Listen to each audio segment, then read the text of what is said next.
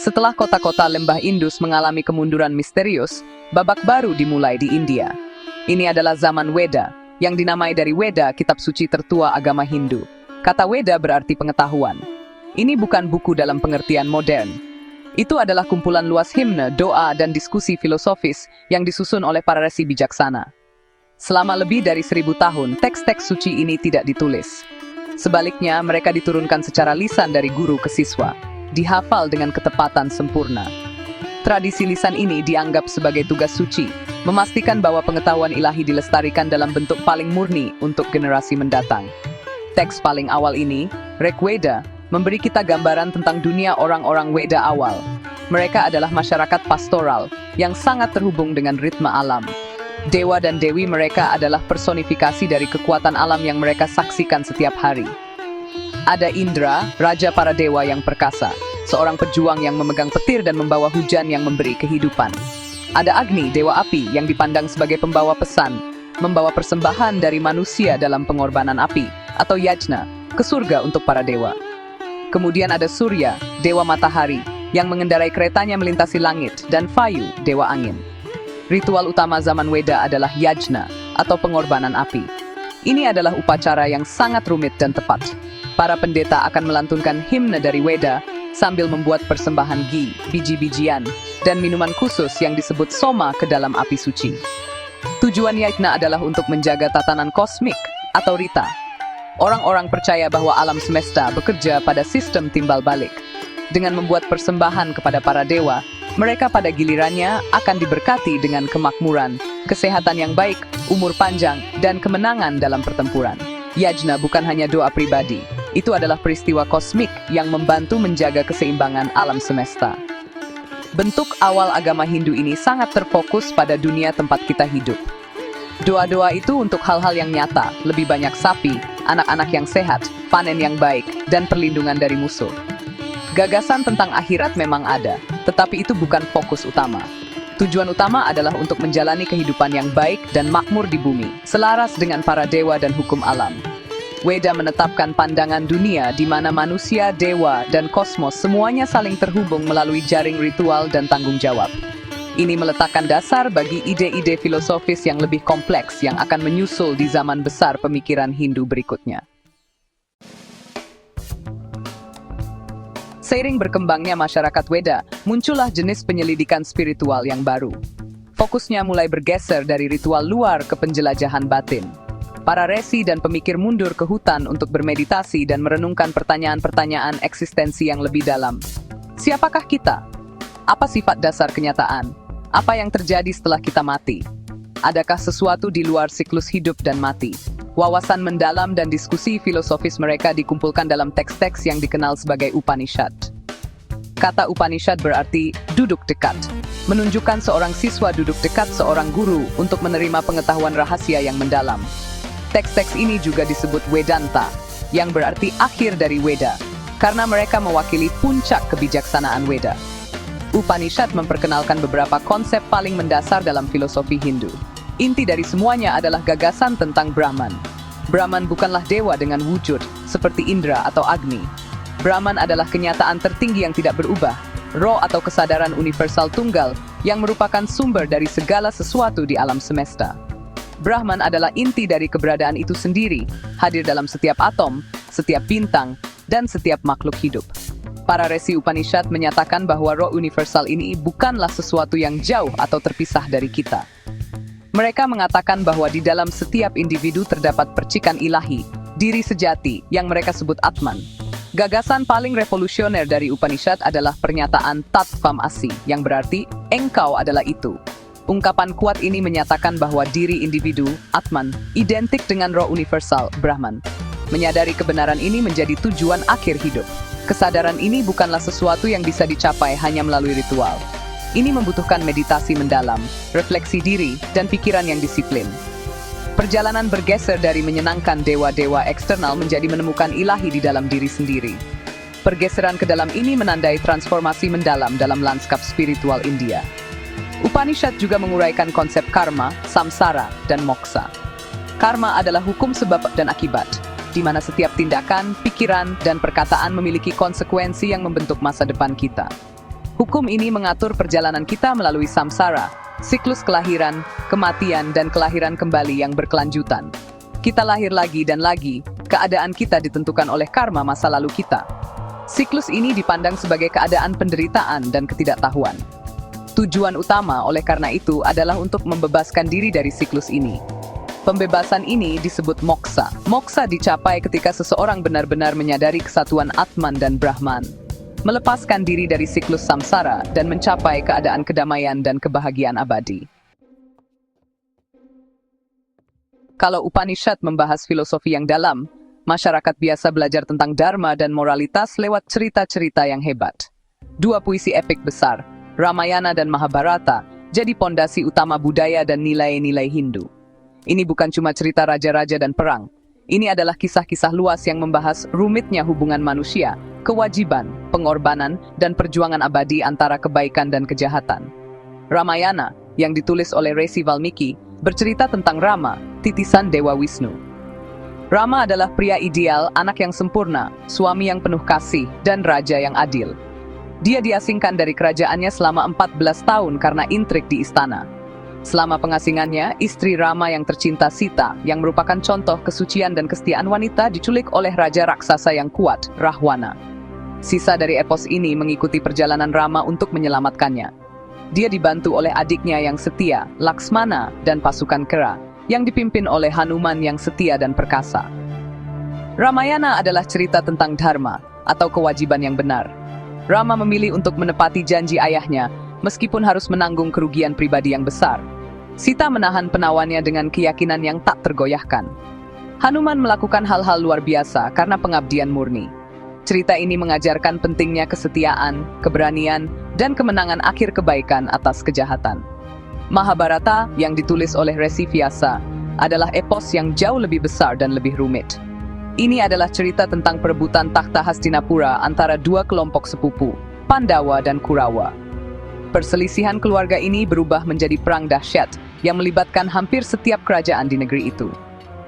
Mahabharata adalah penjelajahan mendalam tentang sifat manusia, dengan segala kekurangannya, ambisinya, dan dilema moralnya. Ini menunjukkan bahwa batas antara baik dan jahat seringkali kabur. Bahkan para pahlawan Pandawa punya saat-saat kelemahan, dan para penjahat Kurawa punya alasan mereka sendiri. Epos ini adalah cerminan dari kerumitan hidup itu sendiri.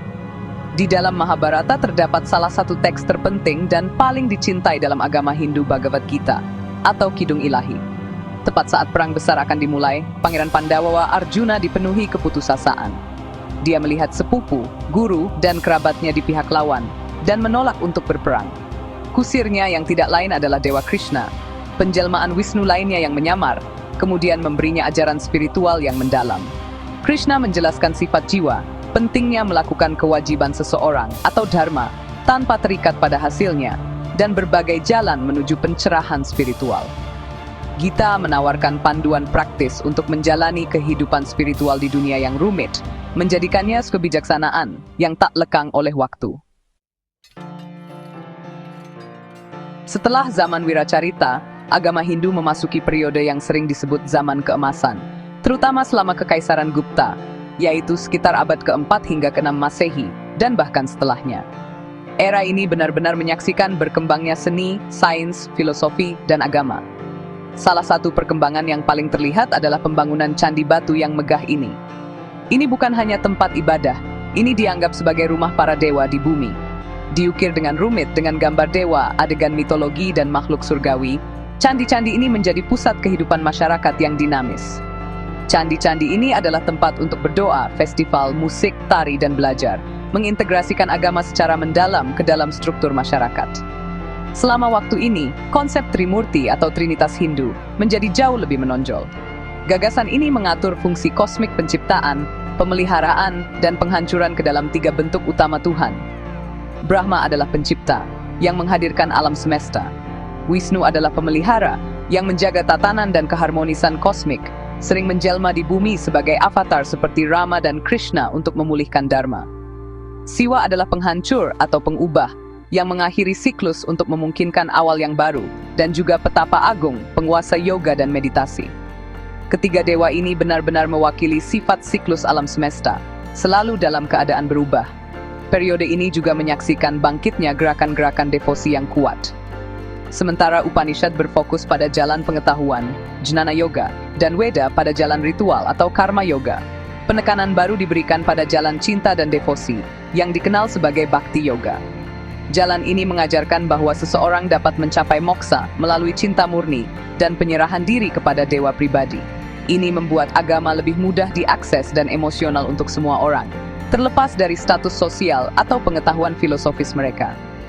Penyair dan orang suci yang saleh menyanyikan pujian dewa pilihan mereka, menciptakan banyak karya sastra dan musik yang menyebar ke seluruh negeri. Gerakan devosi ini menyebabkan terbentuknya sekte-sekte utama dalam agama Hindu yang masih berlaku hingga saat ini.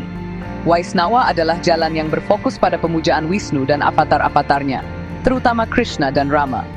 Saiwa berpusat pada pemujaan Siwa sebagai makhluk tertinggi. Sakta memuja feminin ilahi, Dewi atau Devi, dalam banyak bentuknya seperti Durga, Kali, dan Laksmi sebagai kekuatan tertinggi. Aliran lain, Tantra, juga berkembang, menjelajahi praktik dan ritual esoteris untuk memanfaatkan energi ilahi dalam tubuh manusia. Jalan-jalan yang berbeda ini tidak dilihat sebagai saling eksklusif, tetapi sebagai cara yang berbeda untuk mendaki gunung spiritual yang sama. Sekitar abad ke-11, kekuatan budaya dan agama baru masuk ke anak benua India dengan kedatangan penguasa Islam dari Asia Tengah. Ini menyebabkan interaksi selama berabad-abad antara dua agama besar dunia, Hindu dan Islam. Interaksinya itu cukup rumit, ditandai oleh periode konflik, tetapi juga oleh masa-masa panjang hidup berdampingan secara damai dan sintesis budaya yang benar-benar luar biasa. Berdirinya kesultanan dan kemudian kekaisaran Mughal yang perkasa, membawa gaya administrasi, seni, arsitektur, dan bahasa baru. Pertemuan ini sangat membentuk lanskap sosial dan keagamaan India dengan cara yang masih, jujur saja, terlihat sampai sekarang. Pertemuan awal kadang-kadang merusak, dengan beberapa penguasa menghancurkan kuil. Namun, seiring waktu, proses saling memengaruhi mulai terjadi. Dalam seni, gaya lukisan miniatur memadukan tema Persia dan India.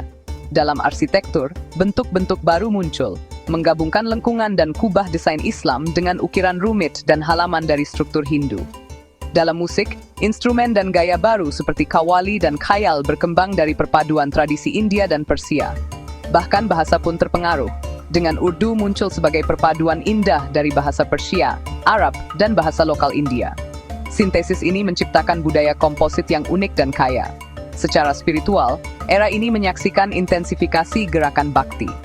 Kehadiran Islam, dengan penekanannya yang kuat pada keesaan Tuhan dan kesetaraan semua orang percaya, selaras dengan prinsip-prinsip inti bhakti.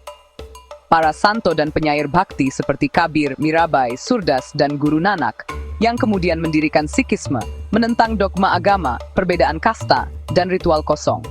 Kabir misalnya terkenal mengkritik baik umat Hindu maupun Muslim karena berfokus pada praktik eksternal sambil mengabaikan kehadiran ilahi di dalam diri. Dia mengajarkan bahwa Ram dan Rahim adalah satu dan sama, hanya nama yang berbeda untuk Tuhan yang sama. Para santo ini mengajarkan agama hati, berdasarkan cinta langsung dan pribadi kepada Tuhan. Mereka menggubah puisi dan lagu mereka bukan dalam bahasa Sanskerta yang ilmiah, tetapi dalam bahasa sehari-hari rakyat, membuat pesan mereka dapat diakses oleh banyak orang. Gerakan ini bertindak sebagai kekuatan sosial dan spiritual yang kuat. Ini menumbuhkan rasa kemanusiaan bersama yang melampaui batas-batas agama, dan memperkuat gagasan bahwa pengabdian adalah jalan yang terbuka untuk semua, tanpa memandang kasta, kepercayaan, atau gender. Gerakan bakti adalah respons yang kreatif dan penuh kasih terhadap perubahan zaman, memperdalam aliran emosional dan egaliter dalam Hinduisme. Kemunduran Kekaisaran Mughal membuka jalan bagi kekuatan baru untuk masuk ke India, Inggris. Melalui British East India Company, mereka secara bertahap membangun kendali politik dan ekonomi di seluruh anak benua pada abad ke-19. Raj Inggris membawa perubahan besar. Mereka memperkenalkan pendidikan barat, teknologi seperti kereta api dan telegraf, serta sistem hukum dan administrasi yang baru. Namun, pemerintahan mereka juga memiliki efek yang mengganggu pada masyarakat dan ekonomi India. Misionaris Kristen tiba, seringkali mengkritik kepercayaan dan praktik Hindu yang mereka anggap primitif atau penyembahan berhala. Kritik kolonial ini memicu periode refleksi diri dan reformasi yang intens dalam agama Hindu. Sebagai tanggapan terhadap tantangan ini, gelombang gerakan reformasi intelektual dan sosial melanda India pada abad ke-19. Periode ini sering disebut Renaissance Hindu.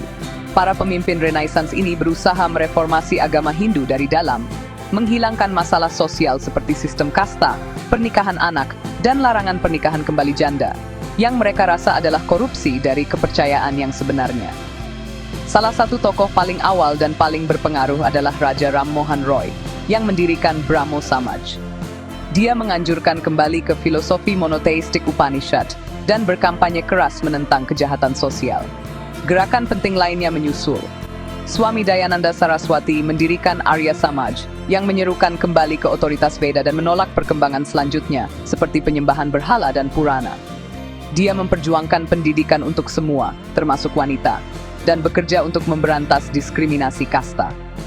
Menjelang akhir abad ini, dua tokoh besar muncul, Sri Ramakrishna Paramahamsa dan muridnya Swami Vivekananda.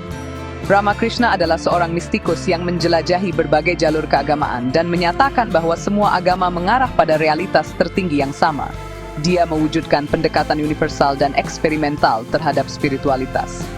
Swami Vivekananda membawa pesan gurunya ke dunia.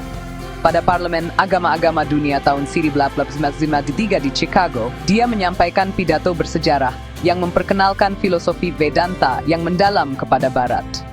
Dia menyajikan agama Hindu bukan sebagai kepercayaan ritualistik yang aneh, tetapi sebagai agama universal pencerahan diri. Dia mendirikan Misi Ramakrishna, sebuah organisasi yang didedikasikan untuk pelayanan sosial, melihat pelayanan kemanusiaan sebagai pelayanan kepada Tuhan. Gerakan reformasi ini merevitalisasi agama Hindu, memberi masyarakat India rasa bangga yang baru akan warisan mereka, dan memainkan peran penting dalam perjuangan kemerdekaan melawan pemerintahan Inggris. Pengaruh Hindu tidak hanya terbatas di anak benua India. Selama ribuan tahun, para pedagang, pendeta, dan petualang dari India berlayar melintasi lautan, terutama ke Asia Tenggara. Mereka menyebut wilayah ini Suvarna Bumi, atau Tanah Emas. Interaksi ini sebagian besar berlangsung damai, didasarkan pada perdagangan dan pertukaran budaya, bukan penaklukan. Akibatnya, ide-ide, agama, seni, dan sistem politik India diadopsi dan disesuaikan oleh budaya lokal di wilayah yang sekarang kita sebut Nusantara, Kepulauan Indonesia. Hal ini menyebabkan munculnya kerajaan-kerajaan Hindu-Buddha yang kuat dan berkembang selama lebih dari 1000 tahun. Dari sekitar abad ke-4 Masehi, kerajaan seperti Kutai di Kalimantan dan Tarumanagara di Jawa menunjukkan bukti pengaruh Hindu. Para penguasa mengadopsi nama-nama Sansekerta dan konsep Deva Raja atau Raja Dewa, di mana raja dianggap sebagai perwujudan dewa di bumi, seringkali Wisnu atau Siwa. Pada periode ini, dibangunlah candi-candi megah yang menjadi bukti kebesaran era tersebut. Contoh paling spektakuler adalah kompleks Candi Prambanan di Jawa Tengah, yang dibangun pada abad ke-9. Kumpulan candi yang menjulang tinggi ini didedikasikan untuk Trimurti, Brahma, Wisnu, dan Siwa. Dengan candi pusat terbesar menghormati Siwa, sang perusak dan pengubah. Kerajaan terbesar dari semua ini adalah Majapahit, yang mencapai puncaknya pada abad ke-14 di bawah kepemimpinan Perdana Menterinya, Gajah Mada. Majapahit adalah kerajaan maritim yang menguasai sebagian besar kepulauan Indonesia. Meskipun para penguasa secara resmi beragama Hindu, khususnya aliran Siwa, agama Buddha juga berkembang pesat di sampingnya. Sinkretisme atau perpaduan kepercayaan adalah ciri khas wilayah ini. Filosofi negara mencerminkan perpaduan Siwaisme dan Buddhisme, menunjukkan kapasitas yang luar biasa untuk harmoni beragama. Warisan Majapahit sangat melekat dalam identitas nasional Indonesia, melambangkan zaman keemasan persatuan dan pencapaian budaya. Meskipun Islam kemudian menjadi agama dominan di sebagian besar Indonesia, satu pulau tetap menjadi benteng warisan Hindu yang unik ini, Bali. Hindu di Bali adalah contoh indah sinkretisme. Ia memadukan ajaran inti Siwaisme dan Buddhisme India dengan kepercayaan animisme lokal kuno dan pemujaan leluhur. Ini dikenal sebagai agama Hindu Dharma. Hindu Bali terjalin dalam setiap aspek kehidupan, mulai dari persembahan harian yang disebut Canang Sari, yang diletakkan di mana-mana, hingga festival pura yang rumit atau Odalan, dan upacara kremasi yang meriah, yang dikenal sebagai Ngaben. Pulau ini dipenuhi ribuan pura, dan budayanya hidup tradisi Hindu kuno.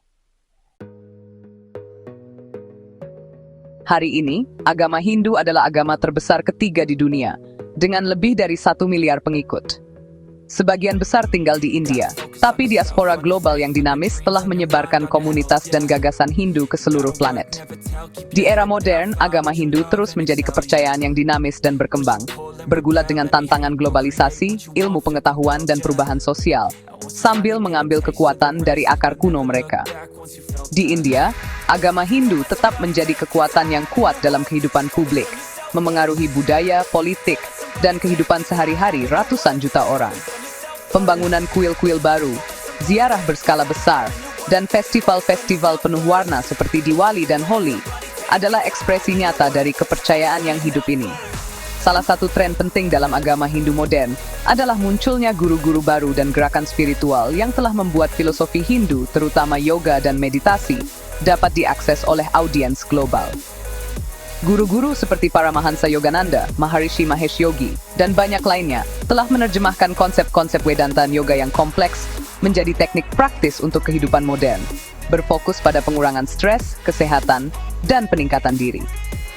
Akibatnya, praktik seperti yoga dan meditasi telah menjadi arus utama di banyak bagian dunia, seringkali terlepas dari akar agama mereka, tetapi masih membawa esensi ilmu spiritual Hindu. Di Indonesia, agama Hindu, khususnya bentuk Bali, berkembang sebagai agama yang diakui dan dihormati. Komunitas ini berupaya melestarikan tradisi uniknya, sambil juga terlibat dengan identitas nasional. Ada gerakan yang berkembang untuk terhubung kembali dengan sumber-sumber tekstual agama Hindu dan memperkuat institusi pendidikan.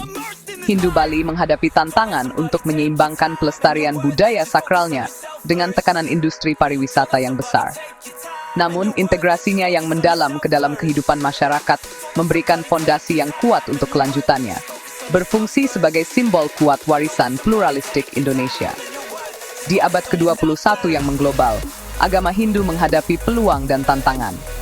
Era digital telah memungkinkan penyebaran kitab suci, ajaran, dan wacana secara instan, menghubungkan diaspora yang tersebar luas. Namun, ini juga membawa tantangan, seperti salah tafsir kepercayaan kompleksnya, dan kebutuhan untuk mengatasi masalah sosial seperti diskriminasi kasta, yang terus ada meskipun ditolak oleh banyak reformis. Masa depan agama Hindu terletak pada kemampuannya untuk melanjutkan tradisi adaptasi yang panjang, menafsirkan kebijaksanaan abadi untuk memberikan makna dan bimbingan di dunia yang berubah dengan cepat, sambil menjunjung tinggi nilai-nilai intinya yaitu dharma, kasih sayang, dan pencarian kebenaran tertinggi.